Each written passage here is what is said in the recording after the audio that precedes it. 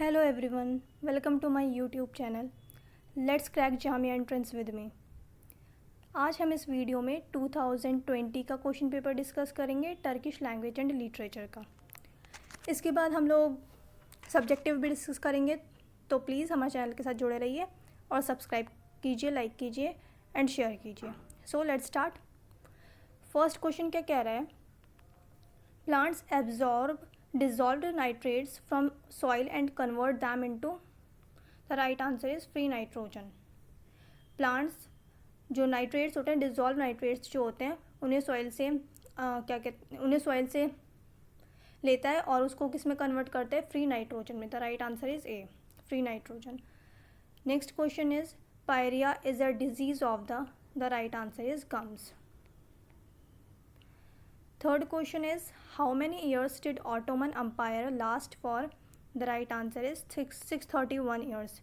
Ottoman Empire Turkish empire रही है ये, और ये बहुत लॉन्ग टाइम तक चली, 631 ईयर्स तक। और ऑटोमन एम्पायर के जो फाउंडर थे वो कौन थे? वो थे Usman Ghazi. Okay, the next question is, in which city Santa Claus was born? The right answer is Antalya. ये टर्की से रिलेटेड है। वैसे जो सेंटा क्लॉज को कंसिडर किया जाता है वो किसी और जगह पे किया जाता है, पर ये टर्की के ऑप्शंस दिए हुए हैं, तो ये बेसिकली ये टर्की से रिलेटेड क्वेश्चन था, तो ऑप्शन के हिसाब से हमें चूज़ करना है। तो अगर ऑप्शन ये आए अनकारा, अनातालिया, कोनिया, इज़मीर, तो द राइट आंसर इज़ अनातालिया। ज़ाहिर है टर्की का पेपर है तो टर्की से ही रिलेटेड क्वेश्चन पूछे जाएंगे। तो सेंटा क्लॉज कहाँ पैदा हुए थे? In which city Santa Claus was born? The right answer is Antalya. Move to the next question. The next question is, what does the word Turk means in Old Turkish? Turk का means क्या होता है old Turkish में? तो the right answer is strong. Turk का मतलब होता है strong. Next question is, what is Turkish delight called in Turkey? The right answer is lokum. B is the correct option. Move to the next question. The next question is, what is the Turkish word for hello? Hello को Turkish में क्या कहते हैं? Hello को Turkish में कहते हैं मरहबा। द राइट आंसर इज मरहबा। What sea borders Turkey in the north? Turkey के नॉर्थ में कौन सा सी है? तो the right answer is black sea. Black sea Turkey के नॉर्थ में। Move to the next question. Which of the following is not a part of Turkish breakfast? The right answer is beans. Move to the next question. Which city in Turkey is in both Europe and Asia? Turkey एक ऐसा country है। Turkey एक ऐसा country है जो Europe में भी आता है और एशिया में भी आता है। तो कई बार ये भी क्वेश्चन पूछ लेते हैं कि कौन सा ऐसा कंट्री है जो दो कॉन्टिनेंट में आता है, तो वो वर्ल्ड का वाहिद एक ऐसा मुल्क है टर्की जो दो कॉन्टिनेंट में आता है, यूरोप में भी और थोड़ा सा एशिया में भी। तो इस्तांबुल जो है, इस्तांबुल सिटी जो है टर्की का, ये टर्की में भी आता है, ये यूरोप में भी आता है और ये एशिया में भी आता है। So move to the next question. Famous sculptures depicting art of love built sometime in 950 AD to 1050 AD? The right answer is Khajuraho temples. Move to the next question. Kabir is considered a political theorist because the right answer is he questioned birth based identities. उनकी birth के ऊपर बहुत सारे question हैं, so the right answer is D. मतलब कोई कहता है वो हिंदू है, कोई कहता है वो मुस्लिम है, तो इस तरीके के बहुत ज़्यादा क्वेश्चन हैं उनके बर्थ के ऊपर कि वो मतलब बेसिकली वो ओरिजिनली क्या थे, हिंदू थे, मुस्लिम थे या जो भी थे। तो the right answer is D, he questions birth based identities. Move to the next question. Friction can be reduced by changing from sliding to rolling. बहुत बेसिक क्वेश्चंस होते हैं, ध्यान से पढ़ के आप आराम से सिलेक्ट हो सकते हैं, क्रैक कर सकते हैं एग्ज़ाम को। So move to the next question. Fire temple is the place of worship of which of the following religion? The right answer is Zoroastrianism. आग की पूजा कहाँ की जाती है, किस रिलीजन के लोग करते हैं? तो वो पारसी रिलीजन के लोग करते हैं, Zoroastrianism. The right answer is C.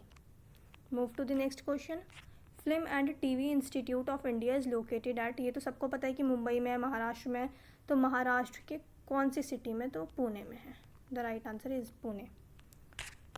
Move to the next question.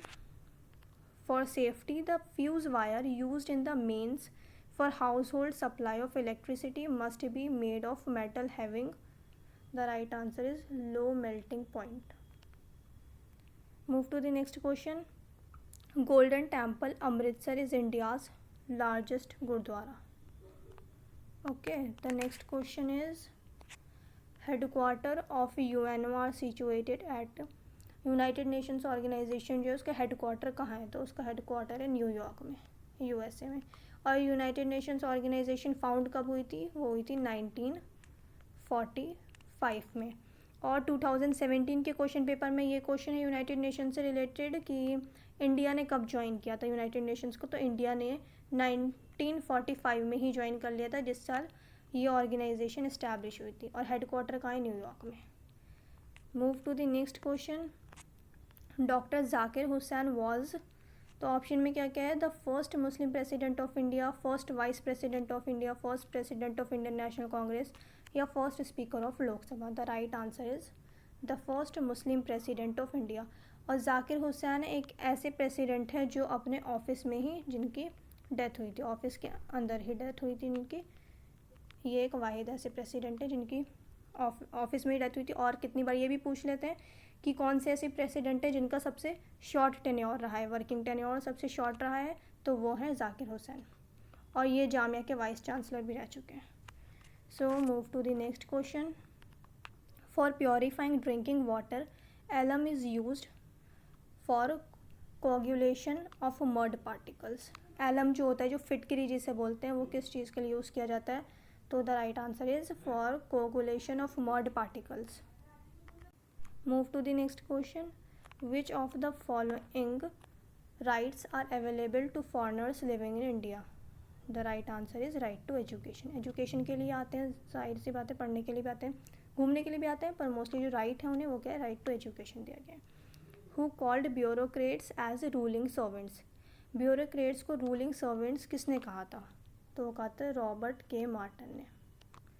The next question is Mars is also known as the red planet. Okay, move to the next question. Which state has the largest number of foreign students in India? The right answer is Karnataka. Which state has become the first state to introduce compulsory gender education at the graduate level? The right answer is Telangana. Move to the next question. यहाँ पे fill in the blanks दिया गया. Dash is the fastest planet to revolve around the sun. The right answer is Mercury. Mercury जो है sun के सबसे पास में है, तो ये बहुत जल्दी चक्कर काट लेता है सन के, तो the right answer is Mercury. Move to the next question. Who was the chairman of inaugural session of constituent assembly? The right answer is doctor Sachindra Lal. Move to the next question. First China War was fought between, the right answer is China and Britain.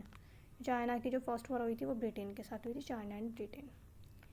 The next question is Khilafat movement in India was started to show solidarity with the sultan of Turkey. जब Turkey में खिलाफत rule ख़त्म हो रहा था तो उस वक्त वहाँ पे जो प्रोटेस्ट हो रहा था, तो वो प्रोटेस्ट इंडिया में भी स्टार्ट हुआ था टर्की को सपोर्ट करने के लिए, तो the right answer is Turkey. Move to the next question. Federation cup, world cup, Allwyn international trophy and challenge cup are awarded to winners of volleyball.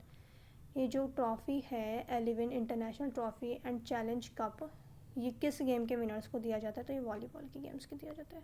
The right answer is volleyball. The next question is the members of the Rajya Sabha are elected by. The right answer is elected member of the legislative assembly. Move to the next question. The present Lok Sabha is the, जो हमारा present Lok Sabha चल रहा है वो कौन सा है, वो है 17th Lok Sabha. Move to the next question. Who is the father of English poetry? English poetry के फादर किसे माना जाता है, वो माना जाता है Chaucer. The right answer is C. Move to the next question. The next question is who directed the film 1942 a love story. ये किसने डायरेक्ट की थी मूवी? ये की थी विनोद चोपड़ा ने. Which of the following English films was the first one to be dubbed in Hindi. The right answer is Aladdin. कौन सी ऐसी इंग्लिश मूवी है, कौन सी ऐसी इंग्लिश फिल्म है जिसे हिंदी में, पहली कौन सी ऐसी इंग्लिश फिल्म है जिसे हिंदी में डब किया गया था? The right answer is Aladdin. Move to the next question. The next question is in which year was the All India Radio set up. All India Radio कब बना था? 1936 में ऑल इंडिया रेडियो सेटअप किया गया था. Move to the next question. Alice in Wonderland the famous TV serial is based on a book written by. Alice in Wonderland जो है एक फेमस टीवी सीरियल है, ये किस बुक के ऊपर बेस है? तो ये बुक जो है वो लिखी थी, जिस बुक के ऊपर ये सीरियल बना हुआ है, ये बुक लिखी थी लुइस कैरोल ने. The right answer is D. Move to the next question. Rabindranath Tagore's Jana Gana Mana has been adopted as India's national anthem. How many stanzas of the said song were adopted? Only the first stanza. The right answer is A. Rabindranath Tagore ने लिखा था हमारा national anthem. So the right answer is 1. कि जो हमारे national anthem में जो इस सॉन्ग का पैराग्राफ लिया गया वो कितने पैराग्राफ लिए गए? तो सिर्फ एक स्टैंजा लिया गया, वो फर्स्ट वाला जो only the first stanza. Move to the next question. Which of the following folk dance forms is associated with Gujarat. Gujarat का फोक डांस कौन सा इनमें से? The right answer is Garba. The last question of this question paper is who invented gramophone. The right answer is Thomas Alva Edison. मैंने अब तक जितने भी क्वेश्चन पेपर सॉल्व करवाए हैं उसमें एक ना एक क्वेश्चन ज़रूर पूछा है किसी भी इन्वेंशन के बारे में, तो इन्वेंशंस अच्छे से पढ़ लीजिएगा. एंड हमारे चैनल को सब्सक्राइब कीजिए, मेरी वीडियो को लाइक कीजिए और शेयर कीजिए. Thank you very much.